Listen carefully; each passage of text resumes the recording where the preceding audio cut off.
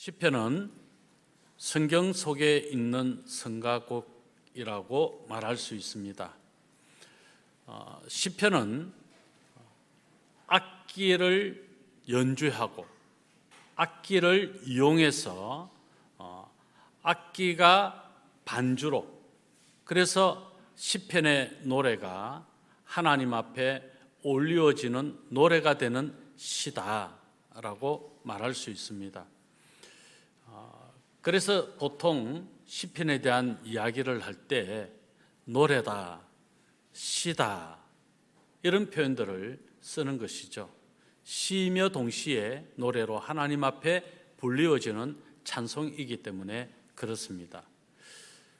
그래서 시편은 악기의 반주에 맞추어 불리운 시라고 시편을 정의하게 되는 겁니다.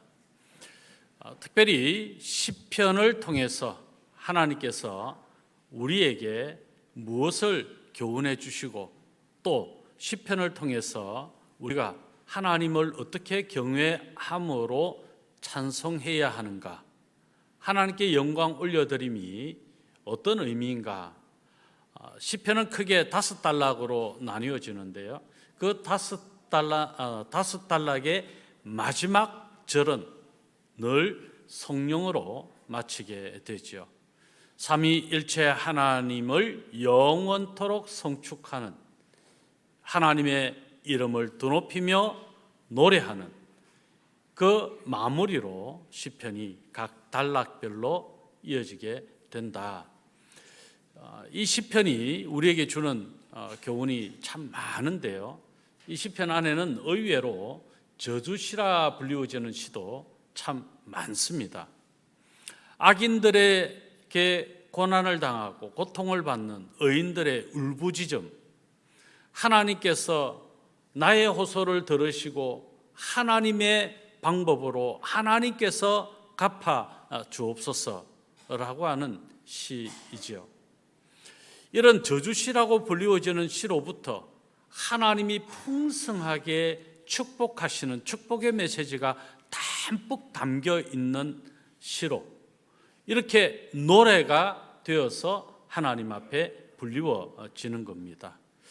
자, 그러면 이 시편 속에 등장하는 여러 가지 노래, 그래서 전 시가 다 노래화 되어져서 불리워졌어요. 시편 150편, 119편 같은 경우는 어떻게 그럼 노래해야 하나? 119편 안에 우리가 정말 주옥 같다라고 하는 여러 구절들이 포함되어 있지 않습니까? 그래서 119편 안에 있는 부분에 또 말씀을 통해서 노래로 지어지고 하나님 앞에 찬송으로 영광 올려드려지는, 제가 신대원 다니면서 전에도 한번 말씀드린 적이 있는 것 같습니다만 선물을 하나 받았는데 그 선물이 제게는 상당히 의미가 있고 귀한 선물이었습니다. 그게 뭐냐면 시편 찬송 1편부터 150편까지 노래로 되어진 시편 찬송을 제가 CD 플레이어로 들을 수 있는 이 CD로 선물을 받았는데 이게 상당히 제게는 큰 재산이 된 거죠. 신대원 기간에 받은 이 선물, 어떤 장로님이 특별하게 제게 선물을 해줬어요. 얼마나 감사했는지 모릅니다. 시편은 유대인 성전에서도 노래로 하나님 앞에 영광 올려드려졌던 찬송이었고, 신약 교회, 초대 교회에서도 하나님을 예배할 때 이 시편 찬송을 통하여 하나님 앞에 영광 올려드려지는, 그래서 시편 찬송은 가장 영적이며 하나님이 흠량하시는 가장 거룩한 찬양이다. 그래서 지금도 개혁파 교회 여러 교회는 시편 찬송 외에는 부르지 않는 교회들이 많이 있고요. 우리 한국에도 특별하게 담임 목사님이 이 시편 찬송에 대한 상당히 사랑하는 마음이 많은 거겠죠. 그래서 꼭 시편 찬송만 부르는 교회가 있다고 합니다. 그만큼 시편 찬송은 중요하고 영적인, 또 하나님의 영감으로 쓰여진 하나님의 말씀이 노래되는 거니까 얼마나 귀한가요? 그런 의미에서 이 시편은 참 사랑받는 성경의 많은 부분 중 한 책이 아닌가, 그런 생각을 하게 되는데요. 신약 교회가 불리었다라고 하는 증거를 고린도전서 14장 26절 우리 같이 한번 읽어보겠습니다. 같이 읽습니다. 그런저 형제들아 어찌할까? 너희가 모일 때에 각각 찬송시도 있으며 가르치는 말씀도 있으며 계시도 있으며 방언도 있으며 통역함도 있나니 모든 것을 덕을 세우기 위하여 하라. 여기에 처음 들어가는 게 뭡니까? 시편 찬송을 신약교회가 불렀다라는 거죠. 너희가 모일 때에, 예배할 때를 말하는 겁니다. 각각 찬송시도 있으며 예배 중에 하나님 앞에 올려드렸던 찬송시, 시편 찬송을 말하는 거죠. 에베소서 5장 19절 말씀인데 이 말씀도 같이 한번 읽겠습니다. 시와 찬송과 신령한 노래들로 서로 화답하며 너희의 마음으로 주께 노래하며 찬송하며. 시와, 이 시로 작곡을 해서 찬송으로 이 신약교회에서 불리워졌다. 신령한 노래들로 서로 화답함에 불리워졌다. 그렇게 증거합니다. 골로새서 3장 16절 말씀도 같이 한번 읽어보겠습니다. 그리스도의 말씀이 너희 속에 풍성히 거하여 모든 지혜로 피차 가르치며 권면하고 시와 찬송과 신령한 노래를 부르며 감사하는 마음으로 하나님을 찬양하고. 하나님의 영감으로 쓰여진 이 시편이 찬송으로 하나님 앞에 불리워졌다. 우리가 약속의 말씀을 붙들고 기도하는 것만큼 지혜로운 기도가 없다 그러잖아요. 하나님께서 약속하신 말씀, 그 약속의 말씀을 붙들고 기도하면 하나님은 약속에 신실하신 분이시기 때문에 하나님이 약속하신 것은 하나님이 반드시 지키신다. 그래서 약속의 말씀을 붙들고 하나님의 말씀을 붙들고 기도하는 것만큼 지혜로운 기도가 없다는 거예요. 더 지혜로운 기도는 있을 수가 없다는 거죠. 마찬가지로 찬송도 하나님의 말씀으로 불리워질 때 하나님이 가장 기쁘시게 받는 것이다. 물론 여러 또 작사 작곡에 의해서 찬송이 불리워집니다. 이 찬송이 또 영감이 없는 것이다 라고 말할 수는 없어요. 많은 또 목회자들이, 신학자들이 연구해서 이 찬양은 성령의 감동으로 우리 모든 성도님들이 함께 불리워져야 된다고 해서 선별해서 성경에 있는 찬송가가 선정이 되고 우리가 함께 예배 시간에 부르게 된 겁니다. 그럼에도 불구하고 시편의 말씀으로 불리워지는 찬송, 이것은 과연 어떻습니다. 그래서 여러분, 우리가 새벽 예배를 드릴 때 성령 찬송을 불러요. 삼위 하나님의 영광을 영원토록 송축하는 찬송이라는 거예요. 이게 성령이에요. 그 성령을 우리가 매 새벽 예배마다 찬송으로 부르고 있습니다. 그리고 하나님의 약속의 말씀을 삼일체 하나님 앞에 온전히 영광을 올려드리면서 송축하며 부르고 하나님이 우리에게 주신 말씀을 우리가 읽는 거지요. 그래서 새벽 예배의 이 예배 폼에서는 상당히 의미가 있다 하는 것을 여러분들이 조금 유념하면 좋겠어요. 그래서 새벽 예배에 오시는 분은 복입니다. 오시면 좋죠. 좀 썰렁하네. 시편은 하나님과 하나님이 하신 일들에 대한 인간들이 하나님 앞에 감사의 고백으로 부르는 이것이 시편 찬송이다 하는 것이고요. 고난 속에서 하나님을 필요로 하는 인간의 공군과 하나님이 도와주실 것이라고 하는 확신을 가지고 부르는 찬송이 시편 찬송입니다.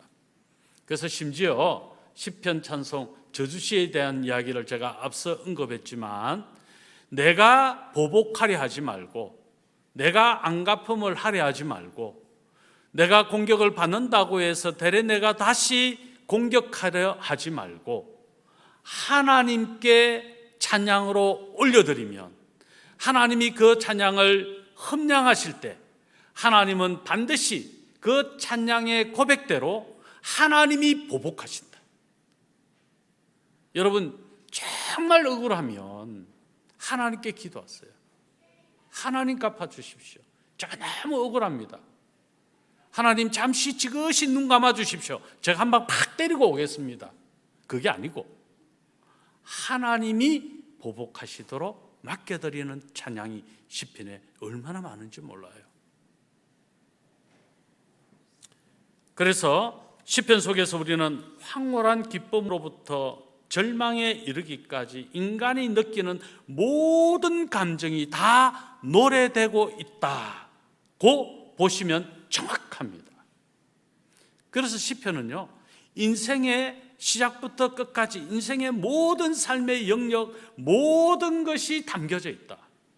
그래서 시편 150편을 깊이 묵상하면서 읽어보면 그 시를 통해서 우리가 위안받는 것, 하나님이 주시는 격려, 하나님이 주시는 힘, 하나님이 주시는 그 은혜가 얼마나 크고 놀라운가를 우리가 이 시편 찬송을 통해서, 시편을 읽고 묵상하고 고백함을 통해서 풍성하게 누리게 된다는 거죠. 성경에서 가장 많은 장으로 되어 있는 성경이 어떤 성경인지 아십니까? 그 어려운 걸 어떻게 아셨습니까? 시편은 150편으로 되어 있어요. 저는 이 부분에 대해서 이렇게 한번 이야기하고 싶은 거예요. 우리 인간의 모든 삶의 영역을 하나님은 다 노래가 되게 해주셨다.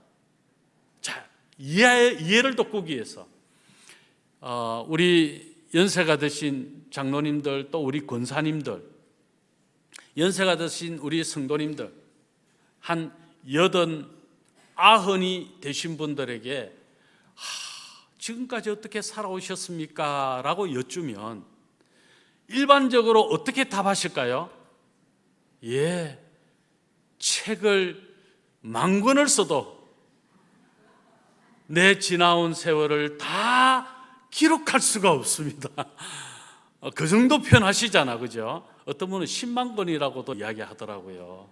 그 10만 권이 도대체 어느 정도 부피가 될지.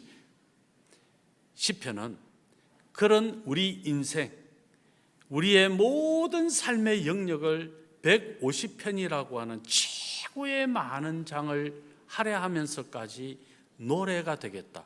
그리고 여러분 아시죠? 시는요, 일반적인 우리의 어떤 문장을 지어서 만들어내는 소설이나 문학적인 어떤 자료보다도 짧은 한 편의 시 안에는 한 사람의 인생을 다 담고 있기도 해요. 그래서 짧지만 그 한 편의 시가 300, 400, 500페이지의 분량보다도 더 많은 의미와 내용을 담고 있는 시도 있다는 거예요. 그런 의미에서 시편이 150편으로 되어 있다는 것은 우리 인생의 모든 것을 하나님은 다 아시고 그 모든 인생의 영역이 다 노래가 되기를 원하신다. 그러므로 하나님을 신뢰하고 하나님을 따르며 그 하나님을 높이는 것만큼 성도로서 최고의 복도 없다. 그래서 시편은 한 가지 단어, 주제를 이야기할 수 있습니다. 하나님은 우리에게 복 주시기를 기뻐하시는 분이시죠. 그래서 시편의 전체 주제는 복입니다. 복. 그러면 이 복을 누가 받느냐, 또 어떤 경우에 받지 못하느냐 하는 문제가 나오죠. 시편은 그 해답을 150장을 통해 150편의 시를 통해서 우리에게 가르쳐줘요. 시편은 앞서 말씀드린 것처럼 5부분으로 나누어져 있습니다. 5단락으로 나누어져 있다는 거죠. 맨 마지막은 성령으로 끝납니다. 제가 잠시 소개를 좀 할게요. 먼저 1단락이 41편에서 끝납니다. 41편 마지막 13절입니다. 이스라엘의 하나님 여호와를 영원부터 영원까지 송축할지로다. 아멘, 아멘. 그리고 두 번째 단락은 72편에서 끝이 납니다. 72편 19절. 그 영화로운 이름을 영원히 찬송할지어다. 온 땅에 그의 영광이 충만할지어다. 아멘, 아멘. 그리고 세 번째 단락은 89편에서 끝이 나고요. 52절에 여호와를 영원히 찬송할지어다. 아멘, 아멘. 이렇게 성령으로 끝나는 거죠. 그리고 네 번째 단락 106편입니다. 48절. 여호와 이스라엘의 하나님을 영원부터 영원까지 찬양할지어다. 모든 백성들아 아멘 할지어다. 할렐루야. 계속해서 반복하여 우리에게 귓가에 탁탁 던져주는 말씀이 뭐예요? 영원, 영원. 하나님은 시작과 끝이시고 처음과 나중이시고 하나님은 시간의 전부이십니다. 우리 인생의 모든 시간 하나님이 책임져 주시고 하나님이 붙드시면 우리의 시간은 안전한 겁니다. 우리의 시간이 하나님의 영광을, 하나님의 성호를 찬양하고 하나님을 드높이며 하나님의 영원을 노래하는 것, 이것만큼 더 기쁜 우리의 찬송, 하나님 받으시기에 합당한 찬송은 없을 것입니다. 그래서 단락단락 이 성령의 찬송으로 하나님 앞에 영광을 드려지는 거죠. 자, 마지막 단락 150편이죠. 150편 6절입니다. 이제 이 6절의 말씀이 저는 상당히 제 마음에 확 와닿는 것은, 자, 호흡이 있는 자마다 여호와를 찬양할지어다. 할렐루야. 우리가 호흡한다는 것, 살아있다는 것이고, 우리가 살아있다는 것은 영적인 삶을 말하는 것인데, 이 영적인 삶, 영적인 살아있는 성도 그리스도인은 온전히 하나님의 성호, 영광을 찬양하며 할렐루야의 고백을 이루어야 된다. 여러분, 그래서 어떤 경우에도 여러분의 삶이 하나님 앞에 올려드리는 노래가 되게 하십시오. 여러분의 신음소리 하나, 여러분의 탄성 하나, 여러분의 흐느끼는 그 하나의 음률마저도 하나님은 다 찬송으로 받으신다. 그래서 우리의 숨소리 하나조차도 하나님 앞에 조심하며 하나님 앞에 우리의 모든 것이 고백되어지고 있다는 사실을 잊지 말아야 된다는 거예요. 자, 이것을 좀 더 이해를 돋구기 위해서, 자, 지금부터 시편 전체를 중심으로 나타나는 중심 주제가 뭐라고 했습니까? 복이라고 제가 말씀드렸습니다. 하나님께서 주시는 복, 시편 1편은 이것을 분명하게 드러냅니다. 시편 전체의 서론이며 어떻게 보면 시편 전체의 그림을 이 시편 1편에서 말씀하고 있다고 말할 수 있는데요. 자, 시편 1편은 그래서 복 있는 으로 시작을 하고 시편 1편의 마지막은 무엇으로 맞춰질까요? 망하리로다로 끝납니다. 하나님이 노래되는 사람은 복 있는 사람이요, 하나님을 멀리하는 자는 망하리로다. 자, 쉽게 이야기할게요. 우리의 삶의 모든 시간이 하나님의 영광을 올려드리는 시간이 되도록 하는 이는 복 있는 사람이고, 우리의 있는 모든 시간 중에 일부라도 하나님의 영광을 드러내지 못하고 내 소견에 옳은 대로 살아가기를 원한다면, 그래서 하나님의 뜻보다 내 뜻대로 살기를 원하는 삶이 된다면 망하리로다. 자, 그게 시편 1편에 잘 나타나 있습니다. 그런 의미에서 복 어떻게 받을 수 있나? 첫 번째, 복을 받을 만 해야 한다. 자, 옆에 계신 분에게 이렇게 말씀합시다. 복을 받을 만 해야 합니다. 아니, 복 받을 일도, 복 받을 자세도, 복 받을 삶도 안 살면서 하나님 앞에 복 주십시오 그러면, 제가 무례하게 표현해서 죄송합니다만, 저 같으면 그래 복 하나 콩콩 꿀밤 2개. 하나님 그러시지 않겠지만 복 받을 만 해야 복을 받는다. 여러분, 이건 아주 중요한 진리예요. 자, 볼까요? 1절 우리 같이 한번 읽겠습니다. 복 있는 사람은 악인들의 꾀를 따르지 아니하며 죄인들의 길에 서지 아니하며 오만한 자들의 자리에 앉지 아니하고 그래야 복 받는다. 부정적인 측면을 언급하시면서 우리가 피해야 될 것이 무엇인가, 하지 말아야 될 것이 무엇인가에 주의해서 분별하는 자가 복 받는다는 거예요. 자, 먼저 여기서 악인들의 꾀를 따르지 않는다 그랬습니다. 이 말은 하나님의 뜻과 상관없는 생각과 뜻을 품고 사는 것을 말하는 겁니다. 여러분, 제가 앞서도 말씀드렸죠. 우리의 삶의 모든 것은 하나님과 상관이 없는 것이 없습니다. 그래서 우리의 삶의 모든 시간은 하나님의 영광을 드러내는 시간이 되어야 된다는 거죠.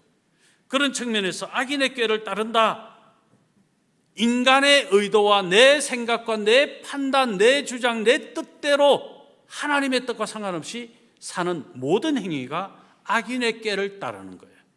자, 두 번째, 죄인들의 길에 서지 않는다. 이 죄인들의 길에 서지 않는다. 이 말은 하나님의 말씀대로 살지 않는다라는 말이에요. 여러분, 하나님의 말씀을 읽지 아니하고 어떻게 하나님의 말씀대로 살아요? 하나님의 말씀을 읽고 묵상하고 그 말씀을 새길 때라야 우리가 말씀대로 살 수 있는 거거든요. 두 번째에서 이야기하는 것은 죄인들의 길에 서지 않는 것, 하나님의 말씀대로 살지 않는 모든 행위가 죄인들의 길이라는 거예요. 그러므로 하나님의 말씀은 생명과 같은 거예요. 그래서 우리가 호흡한다. 영적인 호흡을 우리가 흔히 기도라고 이야기하는데, 살아있다, 내가 존재한다, 내가 생명이 있다, 내가 먹는다는 거예요. 뭘 먹어도 먹는 사람은 살아있는 거예요. 그러나 미염이라도 아니면 코에 호수를 통해서 내가 어떤 양식을 넣든지 내 안에 영양소나 양식이 들어가지 않는다는 것은 죽었다는 거예요. 그 양식이 뭐라는 겁니까? 하나님의 말씀이라는 겁니다. 세 번째는 오만한 자들의 자리에 앉지 아니하고, 이게 아주 결정적으로 악한 행위죠. 오만한 자의 자리, 이 오만하다라는 것은 하나님께 대하여 악평하고 하나님께 대하여 악한 말을 하는 거 말하는 거예요. 예를 들어 볼까요? 불평하는 거예요. 원망하는 거예요. 여러분, 우리에게 어떤 일이 있어도 하나님의 계획하심과 뜻하심이 없는 것이 없습니다. 설령 내가 화를 만났을 때 우리는 어떤 태도를 가져야 합니까? 하나님, 이 화가 왜 제게 미쳤나요? 이 화해 문제가 해결될 수 있도록 저의 죄의 문제라면 저의 죄를 용서해 주옵소서. 이것을 통하여 저를 연단하시고 저를 더 성숙하게 하시려면 저를 단련해 주셔서 정금같이 나오게 해 주세요. 그런데 이 오만한 자의 자리에, 오만한 자의 모습으로 사는 것은 어떤 것인가요? 하나님, 제가 뭘 잘못했습니까? 제가 얼마나 열심히 했습니까? 제가 얼마나 착합니까? 라고 하면서 불평하고 원망하는 거죠. 이스라엘 백성들이 광야에서 가장 많이 행했던 악이 무엇이었을까요? 오만한 자리에 있었던 거예요.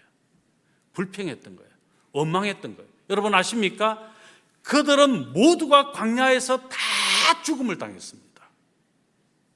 그것은 하나님께 대하여 악평하는 행위였기 때문에 그랬습니다. 하나님 그것을 용서하실 수가 없으셨던 것이죠. 그러므로 복받을 만 해야 된다. 성경은 말합니다. 악인들의 꾀를 따르지 아니하고 죄인의 길에 서지 아니하고 오만한 자의 자리에 앉지 마라. 중요한 말씀이죠.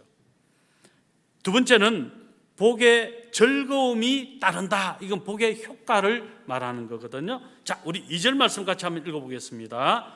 오직 여호와의 율법을 즐거워하여 그의 율법을 주야로 묵상하는 도다.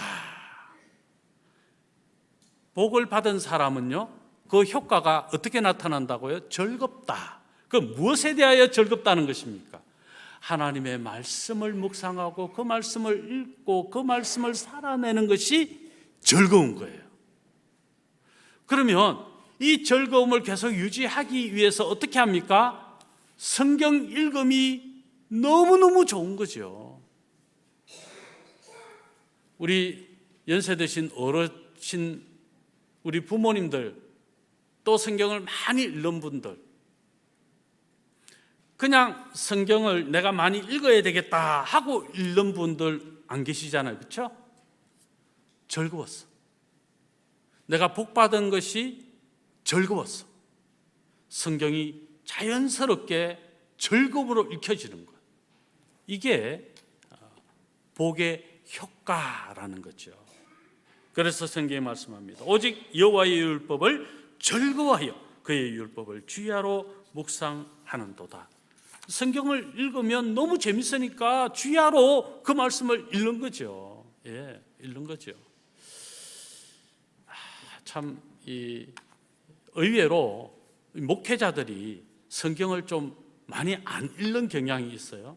성경을 많이 읽지만 성경을 처음부터 끝까지 이렇게 정하여서 정기적으로 읽는 것이 쉽지 않다. 그래서 더더욱 성경을 어떤 목적을 가지고 읽는 것이 아니라 그냥 오늘 하나님이 내게 주시는 양식으로 생각하고 밥을 먹듯이 성경을 읽는 이것이 정말 중요하다.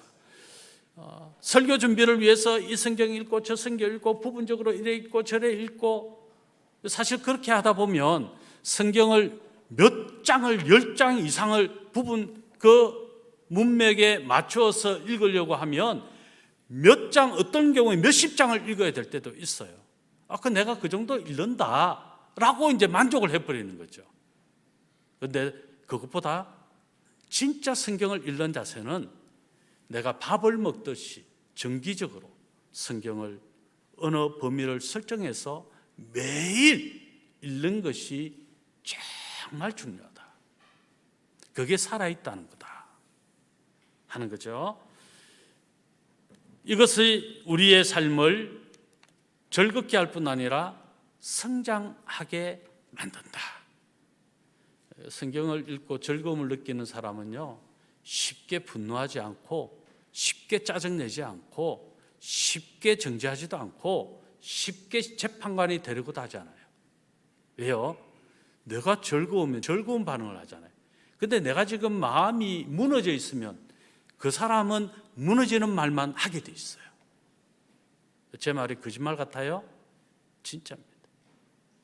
여러분, 마음이 그냥 괴로운 사람은요, 괴로운 말 자꾸 해요. 마음에 화가 나는 사람은요, 누구든지 끄집어내서 화의 대상으로 삼기를 좋아해요. 이건요, 그 사람의 상태거든요.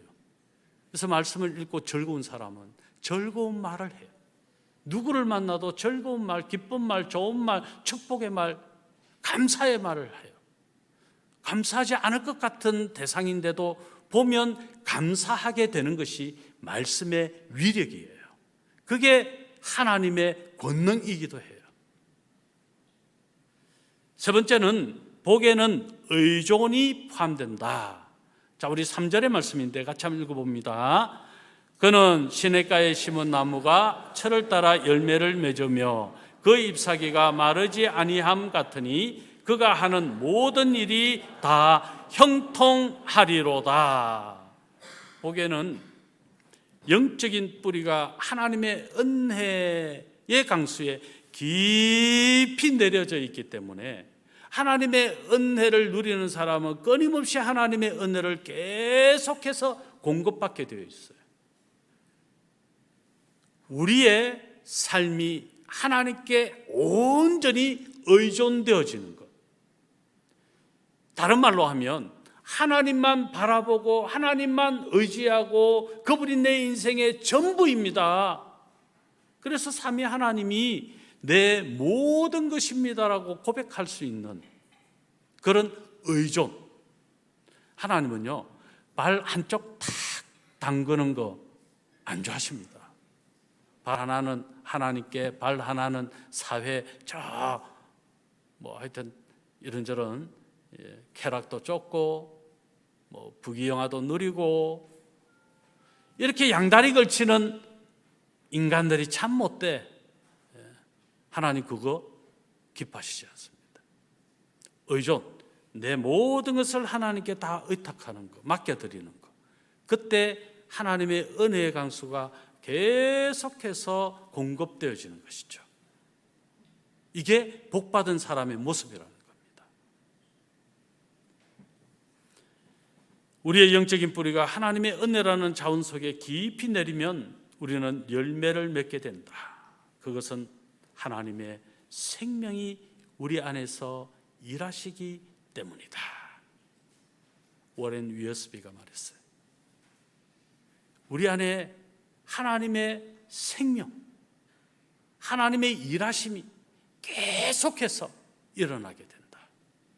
복받은 사람의 모습이다 하는 거죠.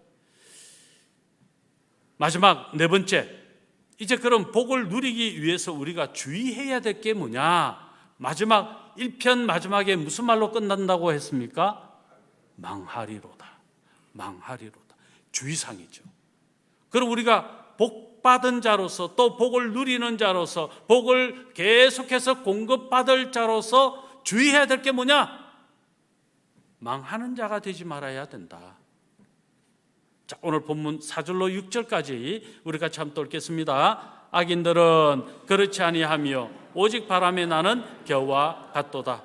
그러므로 악인들은 심판을 견디지 못하며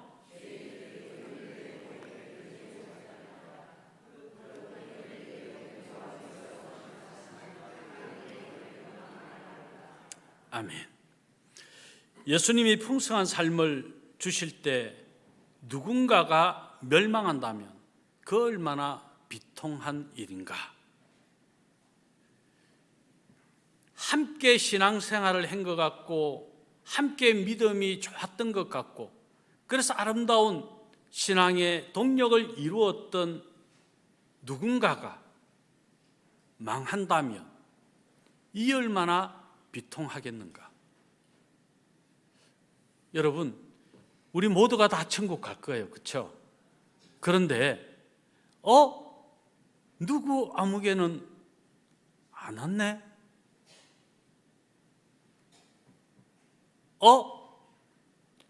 누구 아무개는 우리와 함께 있지 아니하고 지금 저 밑에 있네?